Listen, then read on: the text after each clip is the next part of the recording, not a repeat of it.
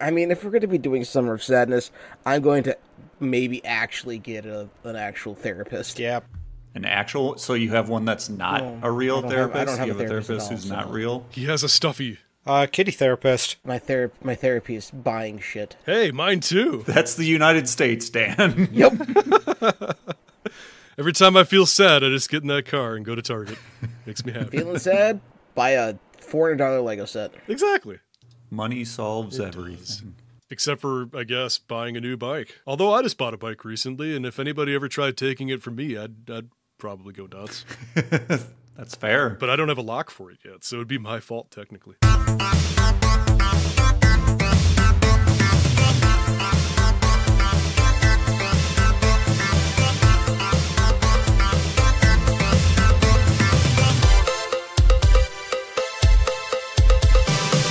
Hey, I'm Joe. I know you are, but what am I? I'm Ken. I'm Andrew. I'm Dan? We're the Rewinders, rewinding movies to see if they hold up. And this time, we watched Pee-wee's Big Adventure. That probably Oh, peaked yeah. real I'm bad. betting Not it at did. all, on Whatever. my end, at least. Oh, yeah, yeah. It's fine. It shows passion. If we're picking characters, can I be Large Marge? Yeah. I want to do that thing with my face, like she did.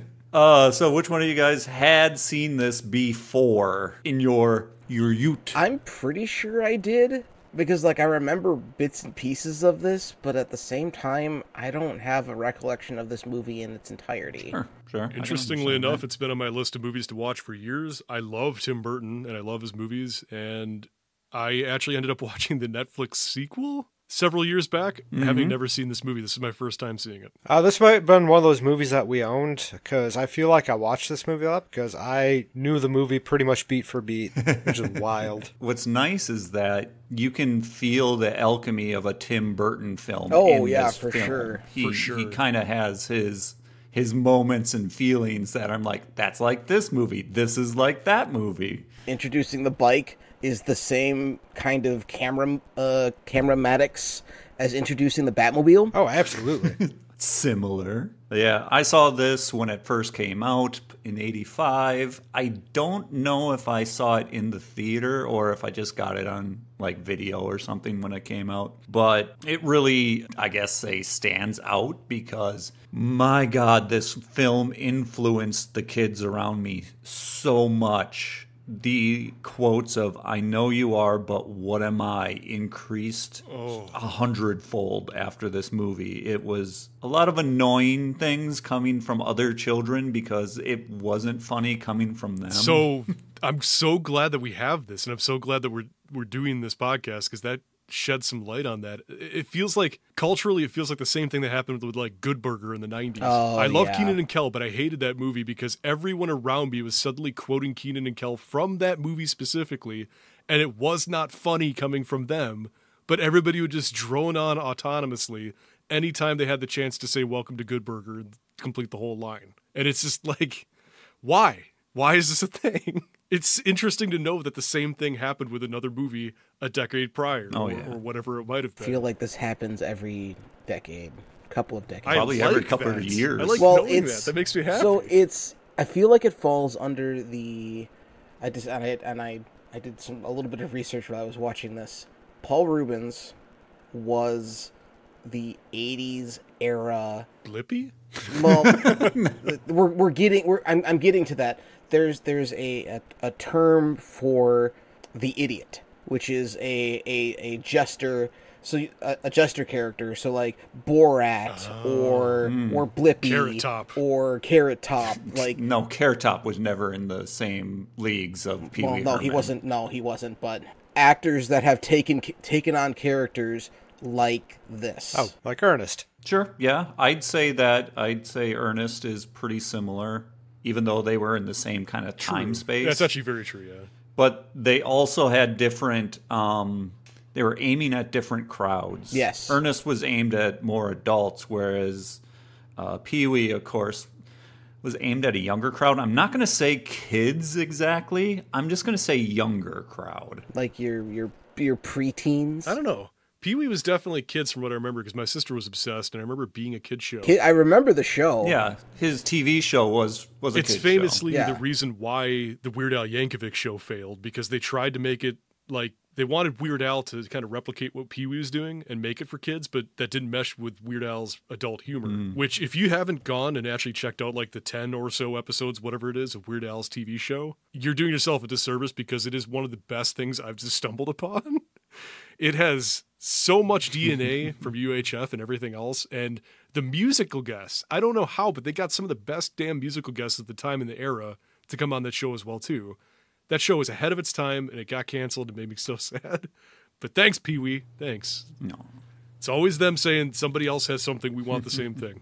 I hate it so much. Yeah, back in this time period when this came out, I'm using quotes here because this is like the easiest way to describe this, but I can feel them. I'll say this is like kid, and when I say kid, young kid, kind of like girlfriend boyfriend kind of thing.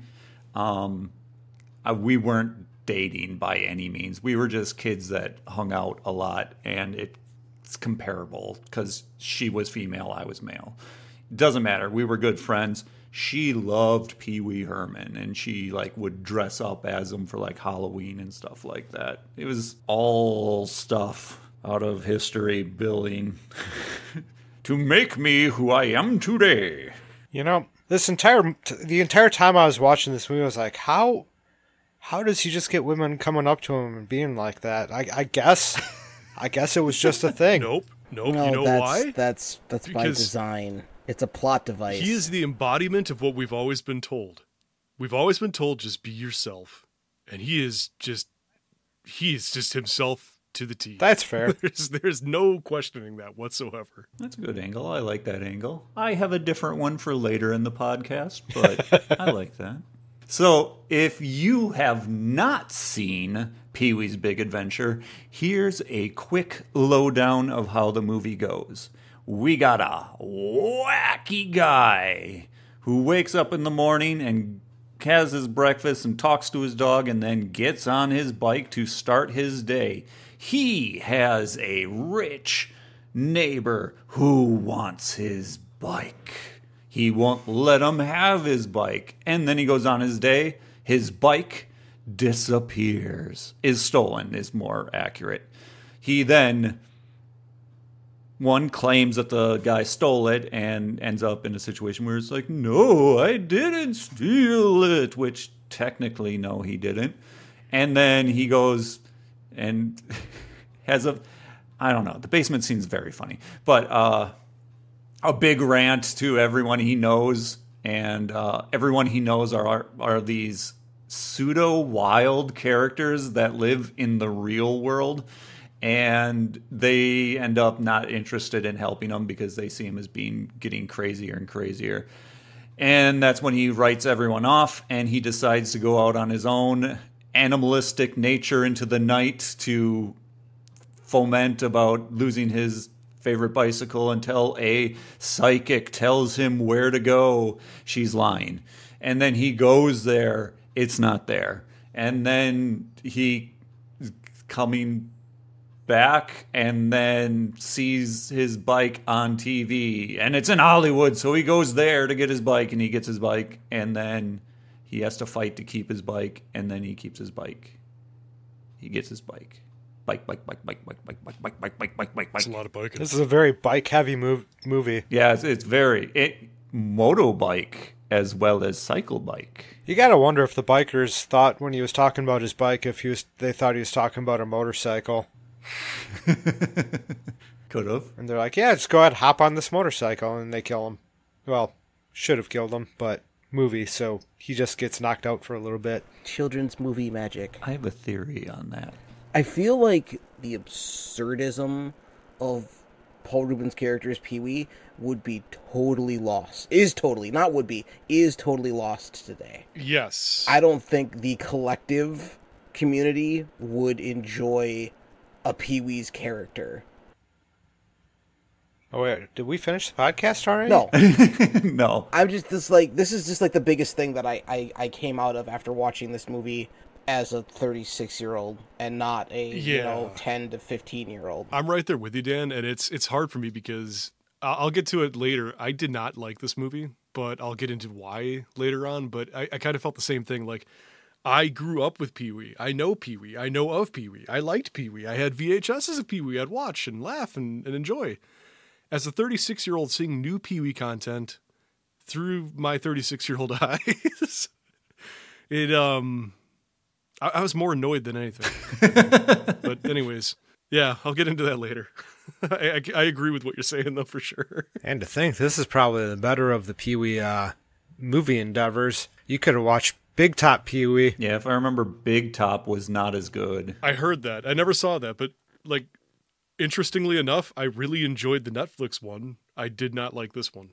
So I didn't even know Netflix made one. I'm gonna have to go back and watch it and see how it compares. My assumption here is that the time. Yeah. It's not 85 anymore, so some things are not culturally relevant. Yes. Or accepted. Whereas in the Netflix one, it's more based in today's cultural environment. I could see that. Whereas Okay. the show was more of like a time capsule because it was all within his house. Yeah, exactly. Yeah, I could definitely see that because this is out in the world and yeah, okay. Yep.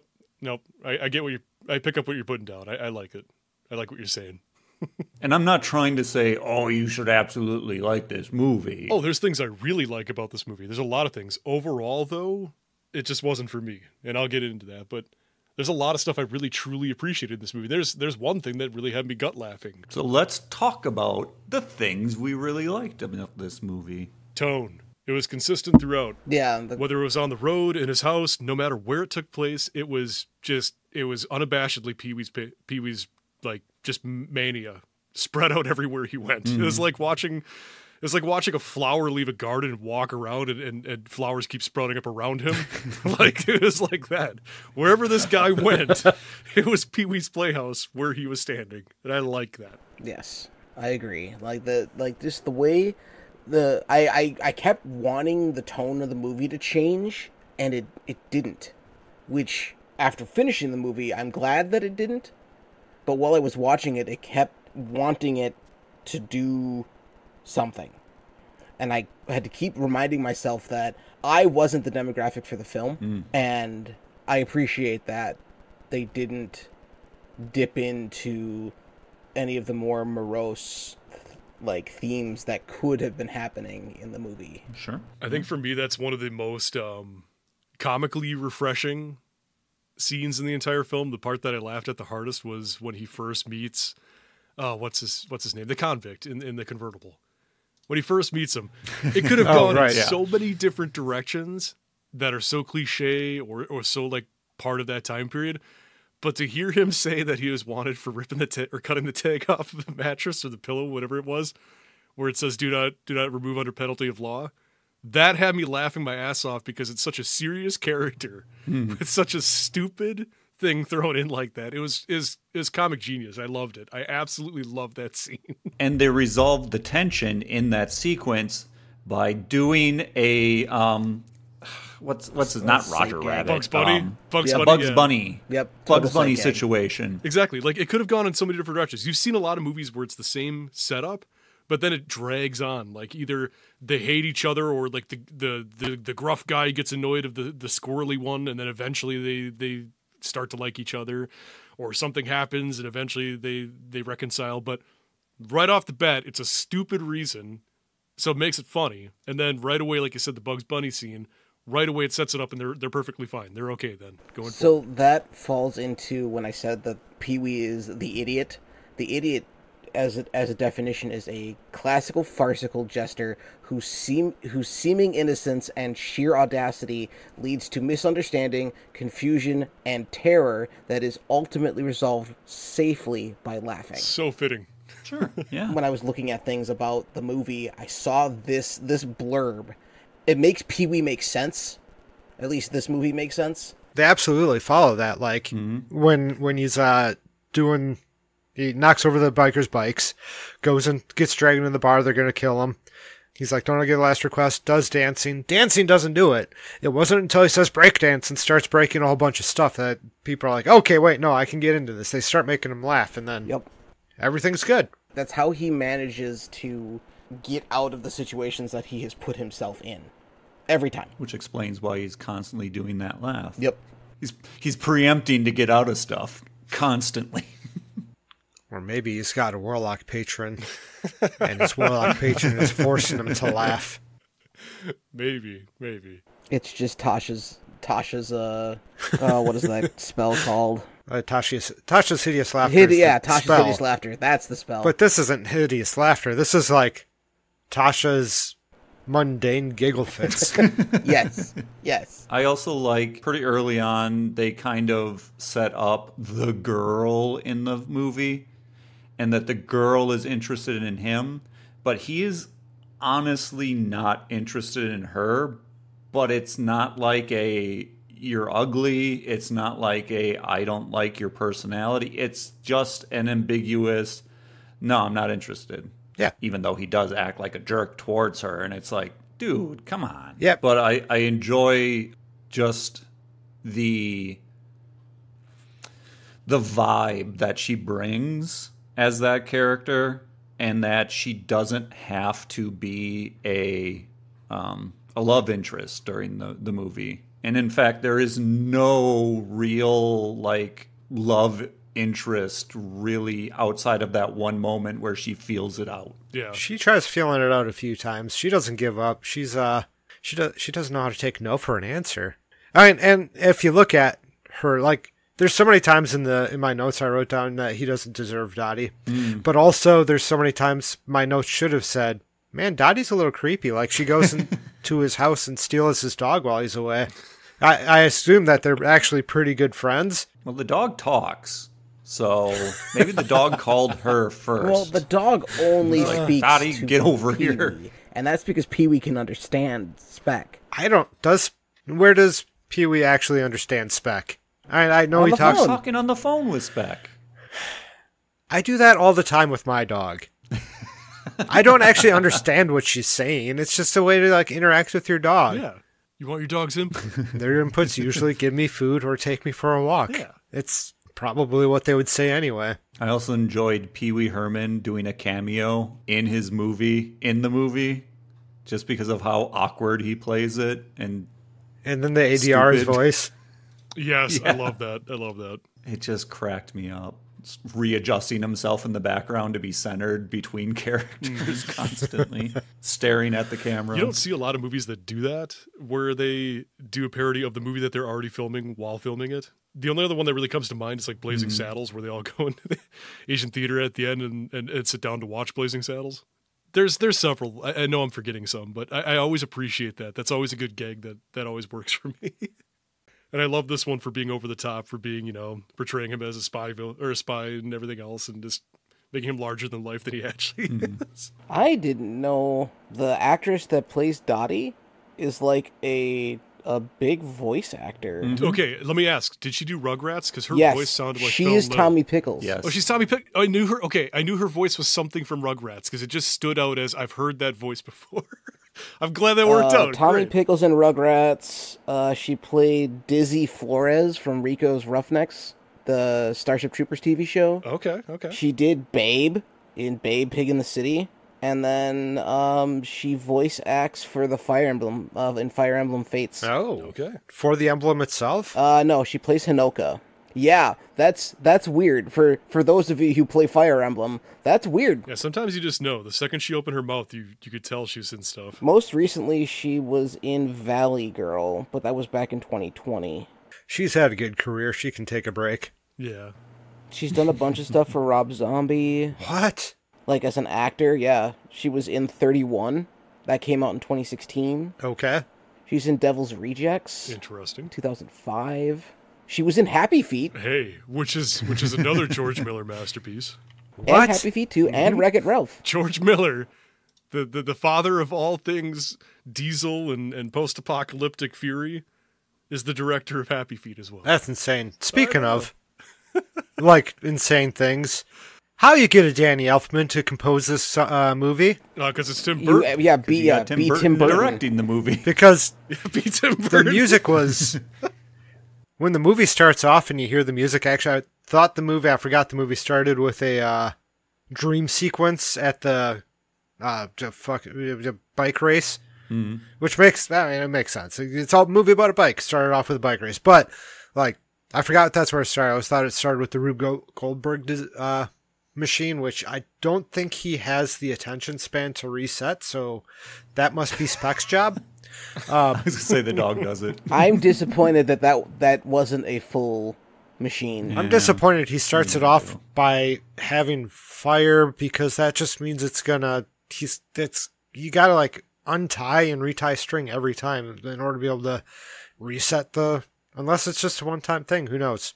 We just happened to get it on the day that his bike is going.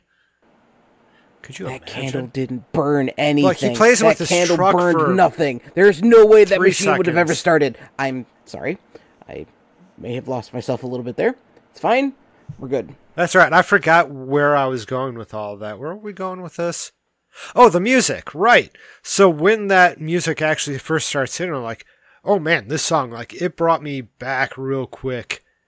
And they use the same, like, refrain for the song, like the same general vibe for the songs for most of the songs throughout the entire movie. It's really nice that, like, just, like, same, I don't know music words, but, like, same kind of notes, but in just a slightly different way. Make it feel different, but also very familiar throughout the entire song. Kind of Motif. Sure. You know music, people. So let's go with that. Motif. Okay. Yeah, it's got like the same vibe throughout, but like, no, different vibes, same words. But not words, notes. No, I liked it. It makes the movie feel a little bit more like a cohesive piece, just like all the mania, which the music certainly reflected a mania to it, almost a circus-esque mania, which made me think I was watching Big Top Huey for a little bit, except for I wasn't, because I know this movie. How about them headlight glasses? Turn them on, get all those vicious sounds from like a raccoon and a possum. It was a good sight gag. I liked it. A lot of psych eggs in this movie. That's Pee-wee, Yes. though. It's not just this movie. That's all of Pee-wee. Well, one thing I found interesting was that Francis, I'm assuming it's Francis's father's house, since Francis doesn't seem like he's got a job and could buy his own house, but remarkably similar to Michael's house in Grand Theft Auto 5. Oh, yeah. I was good comparison. wondering. Remarkably Good similar. comparison. Just a little bit too much vine work on the sides, but other than that, I'm like, wow, it's the same kind of generic design. Crazy. Maybe this is the footprint for that generic design. That's Like, possible. It's got to come from somewhere. That's possible. I just got to say, you can take anything Pee-wee has, toss it out, I don't care about it. You know what I do care about? I want Francis's bathtub and his toys. That looks like the most fun I could ever have in my life. Taking a bath with all those boats, pretending I'm Godzilla. Yes, please. I thought you were going to say you wanted a giant T-Rex that you could sit inside its mouth and watch the I sunrise. mean, that's cool too, but no. Aw. The bathtub's where it's at. Nope, just a Now, if giant you have tub. a gentleman outside that wants to kill you. A very tall. A giant bathtub that just feels awkward wearing nothing in it, so you end up having to wear swim trunks in your bath. Yeah, that sounds like a dream. Do you think they dump the bathtub every time like a bathtub, or do they just do some chlorine and have the butler clean it? Good question. I don't know. They're rich. They can afford to waste water. Rich people. How dare they? They can't afford to build a bike like Pee-wee's, one of a kind, apparently. Probably because they got Dottie making him those sick-ass contraptions in the back, like that loud air horn. That horn was such a disappointment. I expected it to be louder. I mean, At least more piercing. there's only so much you can do. They made it as loud as Large Marge's truck, which is pretty loud. Fair. I like that with Large Marge, she goes through the whole story, and then after he gets to the truck stop, they go through the same exact story just about. Yeah. That was pretty funny in that, the way it was presented. Yeah, I like that a lot too. They got a couple of callbacks. Couple of callbacks like that. I'm a loner, daddy, a rebel. And then Mickey, that's the convict. Mickey says it back to him, and he's like, oh, maybe I shouldn't have said that. And you feel like he's going to have a character change at the end of the movie. He's like calling, he's like, I've been thinking. And then, no, he ends up being another jerk. Could you send me a bus ticket? Speaking of jerks, that little kid in Hollywood, Oh. I think that was Jason Hervey Yup. playing himself. Yeah, was that the kid from Wonder Years or whatever? Or? Yeah. Yeah, okay. I recognize him. He was in everything Yep. back then. That cracked me up because all I remembered him from was TV. So to see him acting like a jerk was like, Yeah, no, that was well done. In just the worst acted movie that I've seen. Like, that line delivery and just content, awful. Oh, definitely on purpose. They like even the Pee-wee movie, like the actors themselves, the Pee-wee movie within the Pee-wee movie, actors themselves going a little bit over the top, a little bit more dramatic than necessary. Just so it's like, this is a movie. You're not watching a movie, you're watching Pee-wee. So, fun story. My brother was graduating. He was doing basic training in San Antonio. That's Air Force. Yup. Went down and said, "Hey, congrats on doing your basic training." So you went to the Alamo. We went to the Alamo, and there was a tour. It's very small. It's a lot smaller than they make Yes. this movie make it seem. It's huge in this movie compared to what it is. Yeah, and during the tour, I think I remember because this is back 2001. I think I remember them saying that the Alamo does not have a basement. They preempted all the stupid kids asking if, or probably adults too at that point, preempting to ask when they're going to see the basement. So yeah, it's a neat little bit of history though. Just in the middle of San Antonio, a little stone hut. You blink and you miss it because there's skyscrapers all around it. Yeah. There's a mall right across the street from it, and like a block or two away is the Riverwalk. Yeah. I went to basic training there too. Oh, nice. So then. I know. I want to watch Big Fish again. That might be my veto. When I use my veto power. Oh, that's a good veto. That's probably my favorite Tim Burton movie. I love Big Fish. In this film, they kind of have the same vibe towards the end because they bring out all the characters so that you can have one more time with them. Kind of like That's a curtain true. call. That's very true. Yep. I was like, yeah, It's a Big Fish way movie. less emotional. Oh yeah, definitely way less emotional. I mean, I don't know. He gets his bike back. That's pretty emotional. He does get his bike back, and he does throw a lot of candy on the ground. Man, he not respectful of that candy. No, he's a big shot movie star now. He's got all the money. Who cares? They do like the classic. And here's your foot-long hot dog, and the cop's like, wait a minute, Files it. pulls out a file. That was good too. Yeah. And no one gets in trouble. Yeah, nothing bad ever happens to Pee-wee. Did you guys laugh at the amnesia bit? Or is that a bit too much? That was one of the few parts of the film that I actually laughed at. Makes you think, the 80s, you think that amnesia is going to be a bigger part of your life than it actually is. And quicksand. And quicksand. Although that wasn't part of this movie. I'm surprised it was not part of this movie. I was half expecting an E.T. moment. I don't even know if E.T. was out at that point. Well, they did, because when they rode off on their bikes at the end, they went across the drive-in screen. Yeah, so they kind Cute of were little up silhouette. in the air. I guess they were up in the air. You don't have your wheels. Their wheels couldn't have been on the ground. The projector doesn't go on the ground. They were flying. Wild. Well, and he flew on his bike earlier in the film, too. He went over the fence. Tarzan. Yeah. And he kicked on the rocket boosters. They had the rocket boosters. A weak CO2 boost, but still, rockets him over a house. So what are the things that didn't work for you in this film? It took over an hour for a joke to land to make me laugh. Oh, okay. Like, I had to pause the movie at that point to make sure that I I didn't mess up when I've had an actual like out loud laugh. It took you a whole hour? Yeah, an hour into the movie, and then 5 minutes later, another man. joke landed, and it was all roundabouts the time of the biker bar, and the scenes immediately before and after it. I'm surprised the big laugh that I got out of myself when he drove the motorcycle through the sign. That was one of them. I knew it was coming, but yet at the same time, it was funny again. They definitely gave him so much run up. They went right from the parking lot, drove for like 5 seconds straight at a sign, into the sign. Wild. That was definitely one of the parts I laughed at too. Motorcycles do be like that sometimes, especially if you don't know what you're doing on them. Kind of in line with you, Dan. I don't know when my first laugh was. I think the first laugh, like good big laugh, was definitely the learning about why he went to jail. I keep forgetting his name. Mickey. Mickey, thank you, Mickey. Why Mickey went to jail. For me, I found myself several times pausing the movie just to see how much was left. And I don't like that. That's usually a good litmus test for me.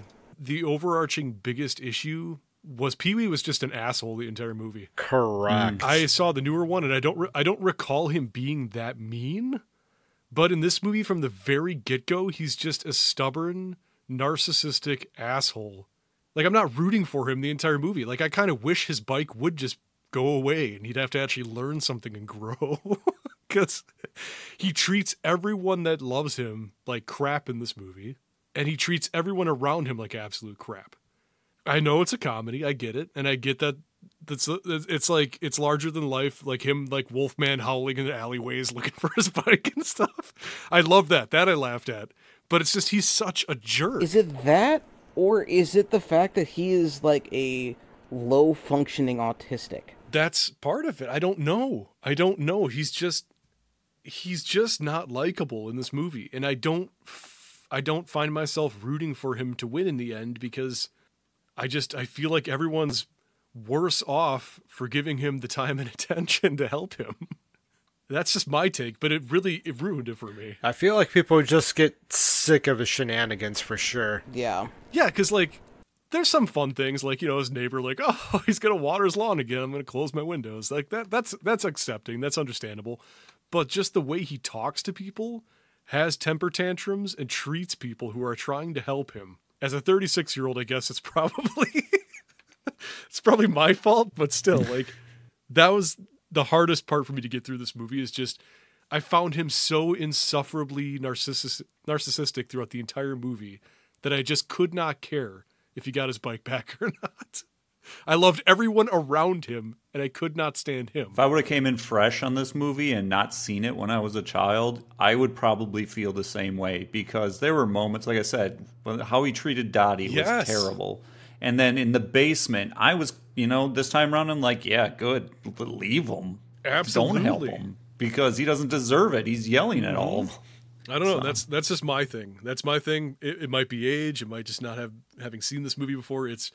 I just really was not rooting for him. He's not a likable character. If you have no interaction with any of the Pee-wee like universe, Pee-wee is a gigantic asshat.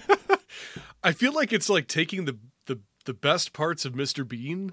Yes. But then adding an insufferable personality on top of Exactly. But Mr. Bean does have an insufferable personality. He does, but like this is like tenfold. It's like taking Mr. Bean. Insufferable personality is redeemable.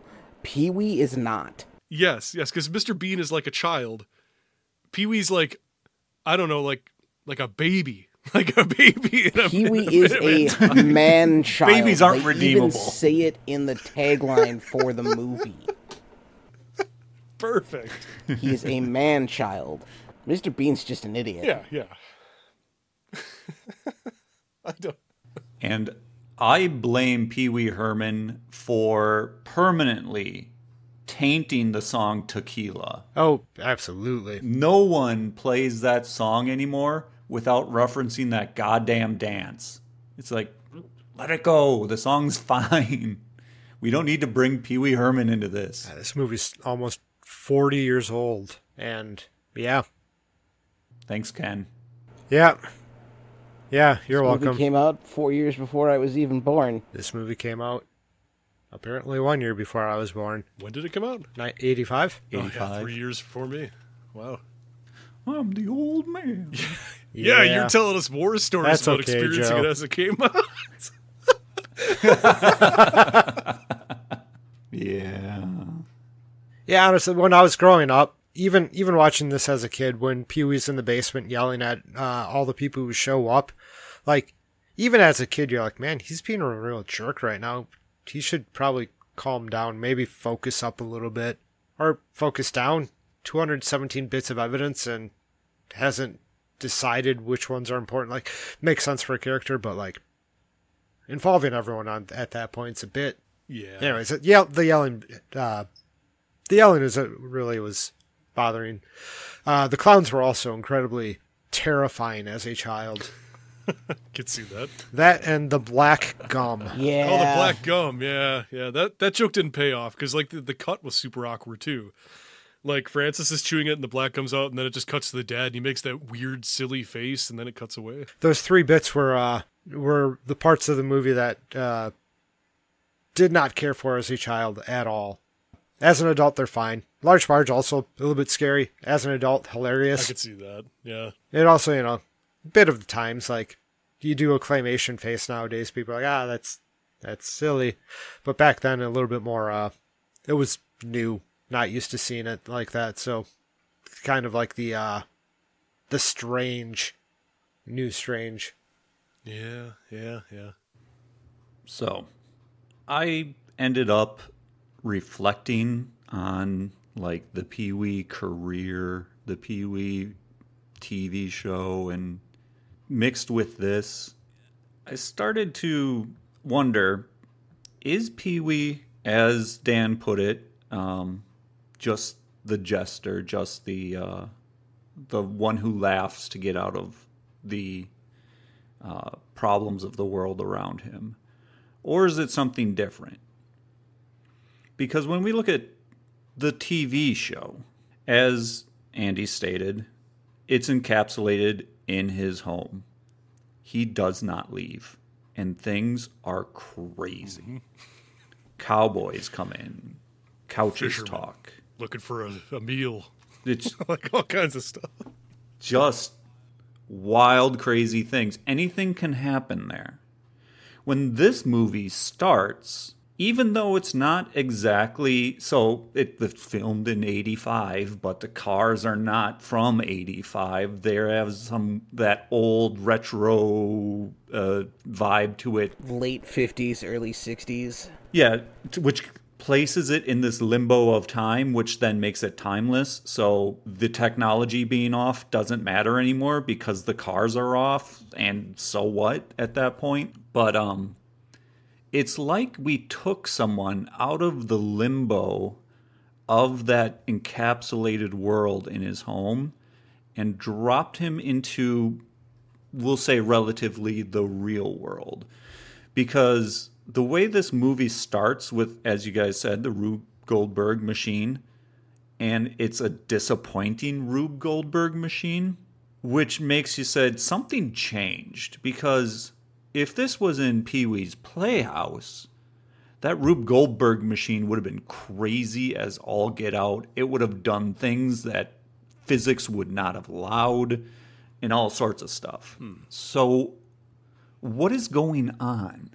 Because he still has the same kind of mentality as a character, the laughing through all these crazy things, but we'll say, quote unquote, danger has kind of increased because he's no longer in that little bubble of his playhouse. So that made me question, is he an immortal agent of chaos who kept himself separated from the real world, and that was Pee-wee's Playhouse? Yeah. Until, again, he's immortal, so it doesn't matter, and he eventually gets bored of that and then says, screw it, I'm going to go back out in the real world, and just plops himself in. And because he's an agent of chaos and immortal, he can just bend the world around him. No one questions what he does, and what he does doesn't make sense. But if you hang out with him for a few minutes, you bend and you take part in it too. And it happens all over this movie. And this is thinking way too deep about Pee Wee Herman. That's very interesting. I thoroughly enjoy that. But it's what kept me going through part of the movie. Yeah, I don't know. So it's like his he's not a god per se, but he has these like A demigod. powers that have him just bend reality around him. And he's just basically looking to have a good time, and then someone stole his bike. So his good time got wrecked. And then, for a moment he started becoming the wrecking ball before he met hobos and stuff like that and started having a good time again with his adventure.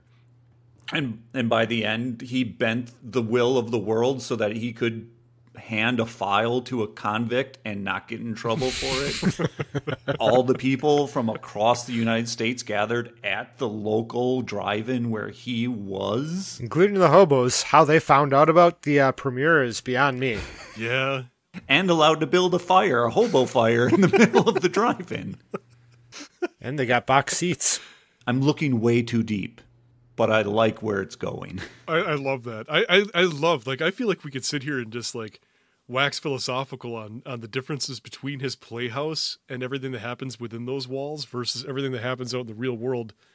That could take us on a whole path for many, many hours, and I thoroughly enjoy that, so that's cool. Are you really ready to go back and watch the Pee-wee's Playhouse as well? I don't know. Just to have this conversation? I don't know. I'm always down for a little more time with Cherry. I like Cherry. Cherry makes me smile.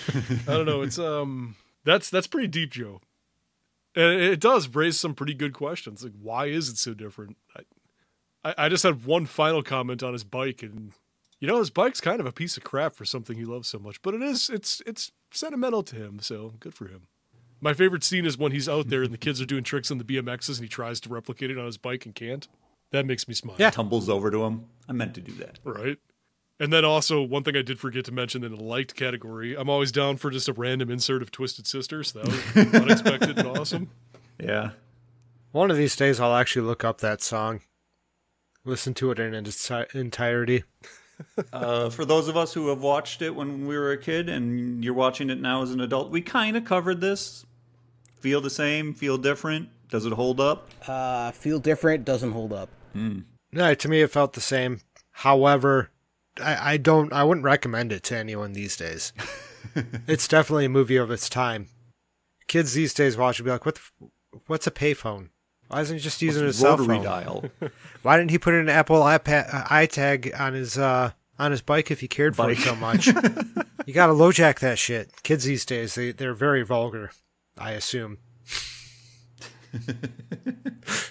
I mean, having not seen it, I don't have any perspective on if it aged well, but I will say, in my opinion, and this hurts me to say because I love Tim Burton, but I've come to realize that I need to stop idolizing directors. Not every director is perfect and has a perfect filmography. I feel like you were okay with the visuals of this movie. I was okay with the visuals of the movie, and some of the jokes definitely did land. Right.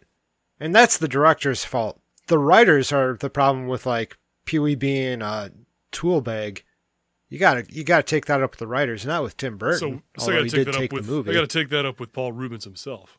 But that's kind of hard to do now. Yeah. But Go to the psychic. yeah, go to the she'll point you in the right way. Madam Ruby knows. I truly, unless somebody was diving into a rabbit hole of watching a bunch of random stuff, I'm trying to think of things that fall in the same wheelhouse, Weird Al and things like that, and just all this goofy stuff, Naked Gun and things.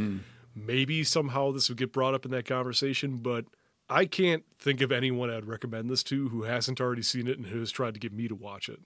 It's not a movie that would just be yeah, go watch this. But then again, that's extremely biased and extremely hypocritical because I'm the first person to be oh yeah, you got to go watch Hell Comes to Frogtown. 6-foot mutant frogs and Roddy Piper. You got to go see that movie. You got to see it. So that's the movie that was supposed to be on our list, not the ones we put. Gah.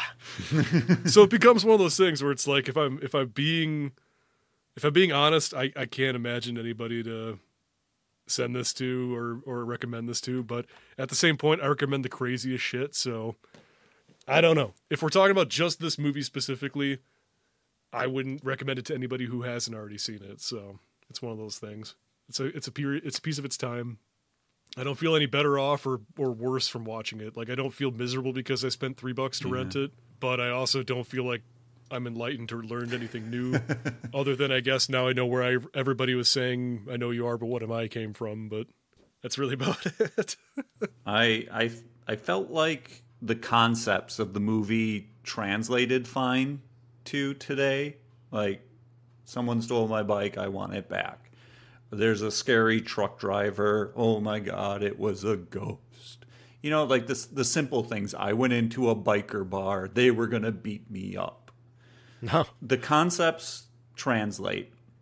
The technology kind of doesn't, but it gets, like I said, offset by the weirdness of the technology used in the film, so that it just basically makes it its own little time scope, and it's fine.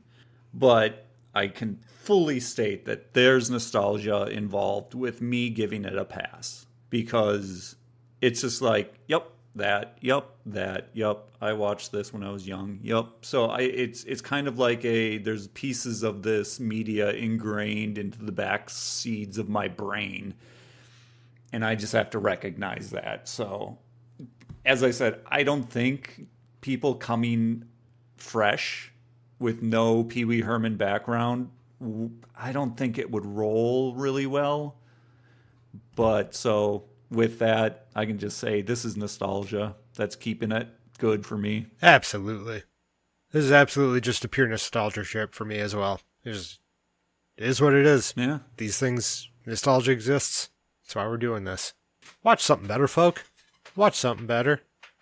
Well, that was us doing a podcast on a night just like tonight, 20 years ago, by watching Pee-wee's Big Adventure. Yeah, we chopped this movie off the Empire State Building. If you like what we're doing, subscribe, tell other people that you like what we're doing. Tell them it's a bunch of guys that just chat for a bit about movies and then sometimes go on really weird tangents. Maybe that's what they're into and they want to hear it once a month. Then we might be for them. But in the meantime, come back next time, which will be in about a month, to start the summer of sadness. Be prepared. We will start your summer of sadness with Grave of the Fireflies, and you will never be the same. You will be a wreck. Joe, I'm scared. You don't have to be scared. Oh, okay. Just I gotta be sad. That's it. I'm sorry. I got my emotions mixed up. Sadness only. Fear not allowed. No fear going into the sadness, everybody. So come back when we rewind again. You guys talking about this, checking the time on this movie, thinking it's almost over. But somebody keeps filming and filming and filming and filming. Anyways, I tried. I had a better setup in my head, but I forgot what it was when I started talking. That's 90% of what happens in my life. It's all good. I blame Dan. It's okay.